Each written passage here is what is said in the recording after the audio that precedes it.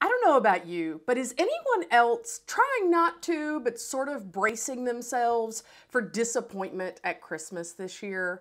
Like you're really just hoping Christmas will not become another casualty of 2020.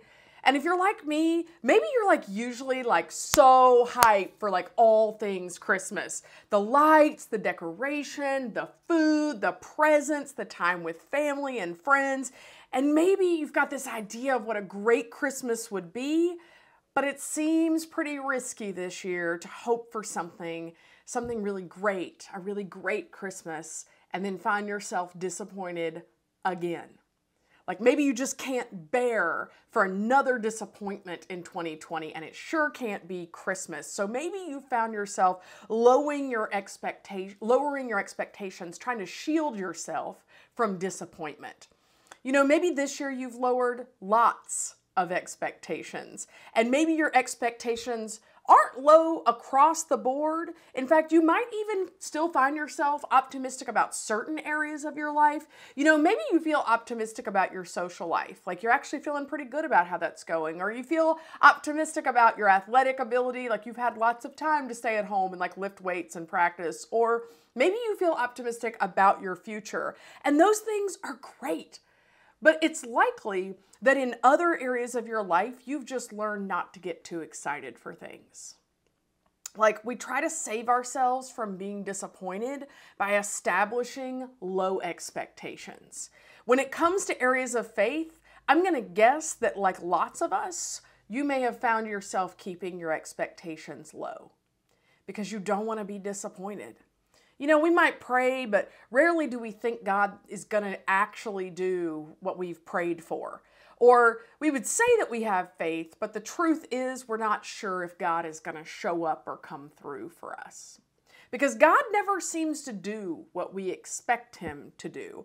And when that happens over and over and over again, well, eventually it just becomes easier to stop expecting so much. And what does that look like to lower our expectations for God? Well, we stop praying because we believe that God either can't or won't do anything. We lose interest in anything faith-related because God seems distant or far off or just sort of uninterested. And so why would we put in any effort? You know, he doesn't seem all that interested in our lives after all.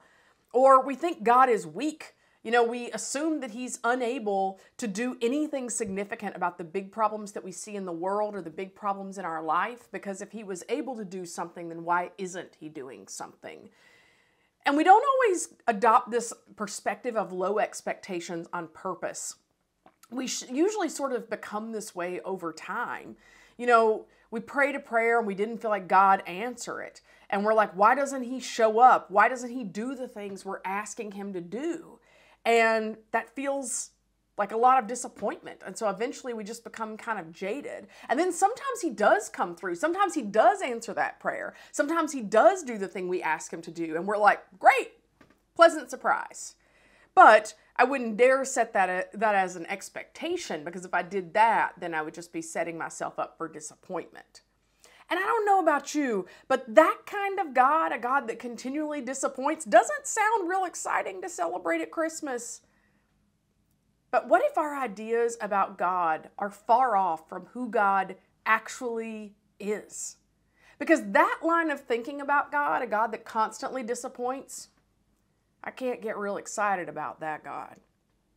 But what if we're missing the point? What if there's a way better, way more realistic and healthier way to see God? A way that's more true to who God actually is? And the good news is we aren't the first group of people to ever have expectations of God and then have those expectations go unmet.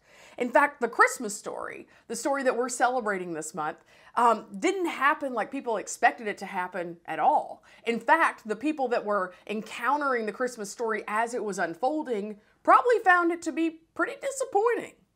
Remember, the Christmas story is familiar to us because we have the benefit of reading it after it's already unfolded. But if you can imagine watching it actually unfold in real time, that was probably not what people anticipated about how God would bring his son, the Messiah, into the world at all.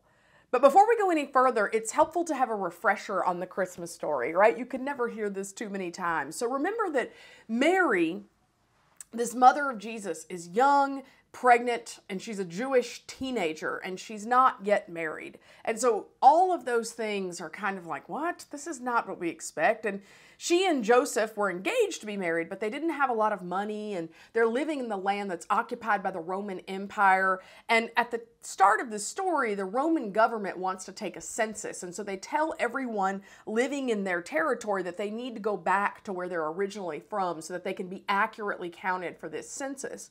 And so Mary, who's very pregnant, has to go back to Bethlehem because that's where Joseph is from. And so they go on this hot and dry, like miserable trip when you're like super pregnant to the town where Joseph is from, Bethlehem. And once they get there, there's nowhere for them to stay. So here's Mary, super pregnant, tired, uncomfortable, nowhere to stay. And then she goes into labor. And her baby's born in an environment that like literally stinks. Like what we know is that Jesus is laid in a manger. And so manger is a feeding trough for animals. And so we have to assume that there are farm animals all around. Ooh, yuck, right? And so that's where Jesus was born. And that's the story of the Savior of the world coming into the world, right? Like Mary's away from her home. She's away from the other people that love her, her family. She's just with Joseph and baby Jesus and a circumstance that is anything but comfortable, completely alone, and an absolute mess in a place that's literally filthy. This is not what anyone expects about God sending his son, the Messiah, into the world. In fact, a lot of people probably would have looked at that and said, that's pretty disappointing. In fact, if I'd been Mary or Joseph, I probably would have been a lot more likely to think, God seems pretty distant right now. Is God mad at us? Did he forget about us? Because this surely cannot be God's plan, this hot mess of a situation. Or is God punishing us? Did we do something wrong? Has he abandoned us? Because if he was with us, we surely wouldn't be in this circumstance, right? God seems pretty silent. Because if God doesn't do what we think he should or behave the way that we feel like God should, then it makes sense to assume one of two things. One, either we've done something wrong, or two, that God isn't who we thought he was. And that's pretty much the way it always goes. When God doesn't live up to our expectations, we think it's one of those two things, that we've done something or that God isn't who he says he is. In fact, there were lots of people who already thought those things about God long before Jesus was born. We have to remember that the Jewish people had been anticipating a Messiah to save and rescue them for hundreds of years. But hundreds of years are going by and there's nothing. There's no Messiah. So after a while, well, you just lower your expectations of God, right? We have these ideas about what we expect from God. And in the minds of the Israelites, when they're anticipating the Messiah, their expectations in the beginning were probably like, God is powerful. He's going to be like a military leader and give us this land back. Or God is going to be obvious. He's going to show his power and he's going to show up in a palace with a wealthy family. Or God is going to be predictable, doing what the people want him to do if we just follow the rules, right? Like that's the way it's supposed to work. You do the thing God tells you to do, and then you get the blessings, right? That's the way it's supposed to work. Predictable. Or that God would be exactly what they expected him to be. They would arrive exactly the way they thought he would, and that his messages would be exactly what they wanted to hear. Of course, the Israelites are coming into this idea of who the Messiah is with all these expectations. Just like we come to God full of expectations of who we think God is and how we think God is going to work. But for all the expectations that they had of God, it turns out they missed the one that mattered most. It wasn't that God had let them down, which would have made him undependable and weak and not really worth following. It was that they missed who God really was and how God actually works. They expected something completely different from who God actually is.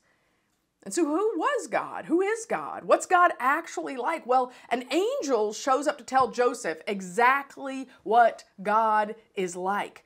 exactly what God is going to do when he arrives. And the angel says this is in Matthew chapter 1, verses 21 to 23. The angel says to Joseph, "She will give birth to a son, and you are to give him the name Jesus, because he will save his people from their sins." The angels say, this is what God is like. All this took place to fulfill what the Lord had said through the prophet. The virgin will conceive and give birth to a son, and they will call him Emmanuel, which means God with us. So the Israelites are expecting this warrior, a ruler, a punisher of their enemies. It's going to like lay down the Roman government, right? A king, someone who's going to like take charge and just end this mess, right? But they're disappointed because their expectations don't meet reality. But the truth is they got something far better, just like we're getting something far better, but sometimes we can't see it. They got a God who was with them. A God who says, I'm in all of this mess with you. He wasn't an out-of-reach ruler. He's an accessible, reachable, right here with us God. He's with us in the mess, the chaos, the struggle of our lives. And what we see at the birth of Jesus is that God is not detached and distant. He is right here with us in our day-to-day lives. The angel tells Joseph they will call him Emmanuel, God with us. God with them was an idea that they didn't really expect, but it was an idea that changed everything. God with us means no matter what, we are never alone. No matter our behavior, no matter our good days, our bad days, no matter our family situation or our financial status or what our grades are, no matter what we've done that we're really proud of or that we're super embarrassed of, no matter what, God is in it with us. We're not alone. He's not far off. He's right here. And Jesus reminds us of that. When Jesus is resurrected, he tells us that the Holy Spirit is going to be right here among us, with us. So this hasn't changed. No matter your reality, God is in it with you. Your family might be super dysfunctional. God is with you. Your dating life might be non-existent or surely not what you wish it was. God is with you. You're failing math and several other classes. God is with you. You're scared about what is happening in the world or what's happening in your friend group. God is with you. You are not alone. You aren't left to figure out life. All the scary stuff, all the annoying stuff, all the stuff you worry about, you're not left to figure that out on your own. God is with you in every single bit of it. You know, Jesus changed the way that we saw God. He gave us a new way to understand God and a new way to relate to him. In John chapter 8, verse 12, Jesus says about himself, he says, I am the light of the world. And I want you to think about what light is. Light helps you to see what you couldn't see before. Things that were always there, but that you couldn't see before. And that's exactly what Jesus does for us about God. He shines a light that helps us to know what we can expect from God and who God is. And that's good news. But you might be asking, so what? That God is with me? What can I do with that? Right? Well, here's the thing.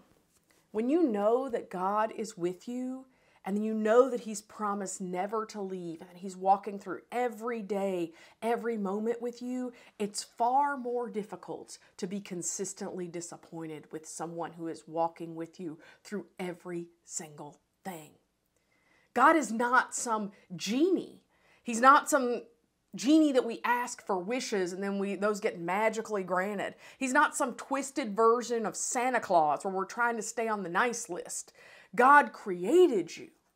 He knows you intimately, knows everything about you, and he loves you, and he is walking with you through every moment of every day, in every joy, every heartbreak. He is in it with you. And that's a promise. Christmas is the best time to take a second look at the way that we see God, to remind ourselves Jesus is the light of the world, and the light lets us see things differently than maybe how we saw them before. It lets us see God differently. It helps us to see ourselves and other people differently. Jesus shines a light on the promise that God makes to us that He's with us.